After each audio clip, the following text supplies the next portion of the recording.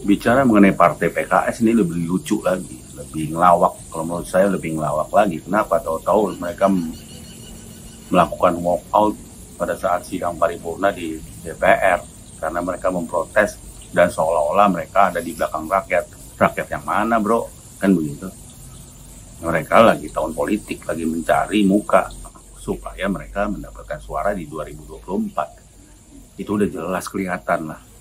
Jadi hanya walk out tapi tidak ada yang bisa mereka sumbangsihkan kepada pemerintahan. Harusnya begini, bagaimana cara membenahinya. Yang ada cuman walk out, yang ada cuman turunkan BBM. Terus ada nggak solusi dari kalian? Nggak ada. Itulah partai yang omdo, ngomong doang gitu. Hanya bisa omdo, ngomong dan ngomong. Tapi kenyataannya nol besar.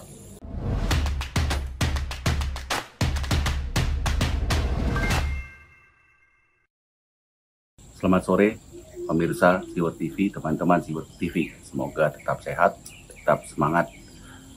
Sore ini saya mau sharing sama teman-teman mengenai kerusuhan BBM. Memang sudah banyak yang mengulas ya tentang BBM, tentang kenaikan BBM ini. Tapi ini saya mau lihat dari sudut yang lain. Saya mau pandang dari sudut lain. Tahu sendiri kan bahwa begitu ada kenaikan BBM, ada dua partai yang koar-koar ya. Selain biasa gerakan 212 dan lain-lain, dan mahasiswa yang demo. Silahkan aja demo, tapi jangan rusuh kan gitu. Nah, dua partai ini tahu sendiri kan siapa? Demokrat dan PKS. Deputi Bapilu Demokrat Kamhar Lakumani itu bahkan sampai mengajak atau memperbolehkan kader-kader mereka untuk turun ke jalan berdemo. Bahkan di situ diajaklah keluarga TNI lah, keluarga ASN segala macam diajak, keluarga polisi diajak. Lucu kan ini orang, kok aparat keamanan diajak demo? Gimana ceritanya ya? Dan dia ini kan seorang petinggi partai, mengerti bagaimana cara-cara seorang kader partai untuk misalnya memprotes atau ingin membatalkan kenaikan itu ya dari Senayan, bukan langsung turun ke jalan. Bisa disalurkan aspirasinya ke DPR, lewat DPR. Toh kan anggota partai Demokrat ada di DPR. Kenapa mesti turun ke jalan? Ini memang sudah memprovokasi ya. Sudah mau main provokasi nih sekarang kelihatannya Demokrat. Demokrat ini kelihatannya nggak ngaca pemerintahan 10 tahun SBY junjungannya seperti apa dulu. Saya tidak akan bicara mengenai siapa yang naikin lebih banyak, siapa yang turunin lebih banyak BBM ini, baik di era SBY atau era Jokowi. Enggak, saya nggak akan terjebak bicara itu.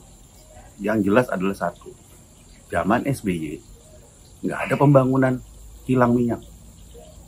Kilang minyak baru itu sudah 30 tahun belum dibangun-bangun. Baru zaman Pak Jokowi ada, yang akan beroperasi sebetulnya di tahun 2023. Cuman karena pandemi kemarin jadi mundur ke 2024. PT Kilang Pertamina Internasional ya menargetkan proyek Refinery Development Master Plan di Balikpapan itu akan selesai di 2024 dan akan memproduksi 360.000 barel per hari minyak yang bisa langsung dipakai. Jadi bisa menutupi kekosongan daripada 1,1 barel yang kita bisa produksi, sedangkan kebutuhan kita 1,4 juta barel per hari yang diperlukan oleh masyarakat Indonesia. Jadi bisa menutupi, sehingga yang namanya impor bisa ditekan dan defisit anggaran kita dengan Singapura juga bisa tertekan. Nah itu caranya, bukan cuma ngomong. Jadi Pak Jokowi membangun yang namanya kilang minyak, membangun jalan-jalan jalan tol, jalan-jalan desa, jalan-jalan kota dibangun semua karena apa? Karena supaya BBM orang tidak mudahlah BBM itu didistribusikan dan orang berjalan juga aman dari macet dan lain-lain, terutama di kota-kota di luar Jakarta ya. Sehingga yang terjadi, akses jalan membuat pemakaian BBM bisa turun. Nah, zamannya SBY, bangun tol aja paling cuma 190 kiloan aja, belum jalan-jalan desa dan jalan-jalan kota pedesaan. Apa dia bangun? Kan nggak ada beritanya. Itu. Jadi, beda. Mutunya sudah pasti beda. Jokowi udah 1.900 km tol dibangun. Hanya 7 tahun. Nah, kalau SBY dulu bangun kilang minyak, sekarang sudah aman Indonesia. Kenapa dia nggak bangun? Karena dia kan bangun infrastruktur kayak jalan hanya sedikit. Dananya atau anggaran APBN kan bisa dipindahkan ke kilang minyak. Kenapa enggak? Satu lagi, yang namanya mafia zaman itu santai semua, hidup dengan damai. Kita tahu Petral, begitu masuk pemerintahan Jokowi langsung stop, Petral ditutup, dibubarkan. Nah itu baru benar, itu yang namanya kita ngurus BBM-nya benar, bukan naikin turunin. Pengeboran minyak di Blok Mahakam dan di Blok Rokan Hulu sekarang sudah diambil alih oleh Indonesia yang berpuluh-puluh tahun dikuasai oleh asing. Mana zaman era SBY bisa mengambil seperti itu? Belum termasuk Freeport ya, ini kita bicara BBM soalnya. Jadi Blok Mahakam dan Blok Rokan Hulu sudah masuk ke Indonesia, sekarang udah dikelola oleh Pertamina. Beda kan? Nah itu yang penting. Tindakan-tindakan yang dulunya nggak bener dibenerin sekarang oleh Pak Jokowi. Zamannya SBY nggak ada yang dibenerin, jalan aja terus seperti yang dulu-dulu. Udah telat akhirnya. Sekarang baru dibenahi. Dan semua bebannya ya ada di pundak Pak Jokowi dan dia selesaikan. Makanya kalian gak usah demo-demo. Kalian nggak ngerti beratnya untuk melakukan semua apa yang dilakukan oleh Pak Jokowi.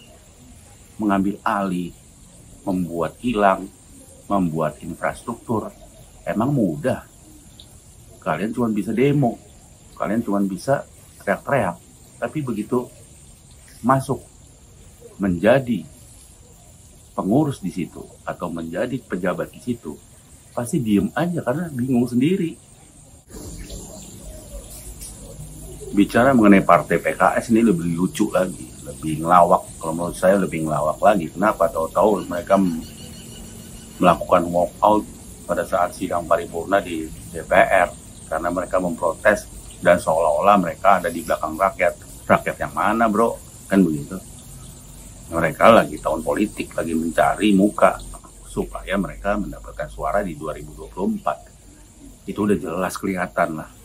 Jadi hanya walk out tapi tidak ada yang bisa mereka sumbangsihkan kepada pemerintahan. Harusnya begini, bagaimana cara membenahinya. Yang ada cuman walk out, yang ada cuman turunkan BBM. Terus ada nggak solusi dari kalian? Nggak ada. Itulah partai yang omdo, ngomong doang gitu. Hanya bisa omdo, ngomong dan ngomong. Tapi kenyataannya nol besar. Baik teman-teman Siwar TV, pemirsa Siwar TV, sekian sharing dari saya. Semoga kalian suka menontonnya. Terima kasih atas perhatian kalian. Saya Suara dari Ubud pamit.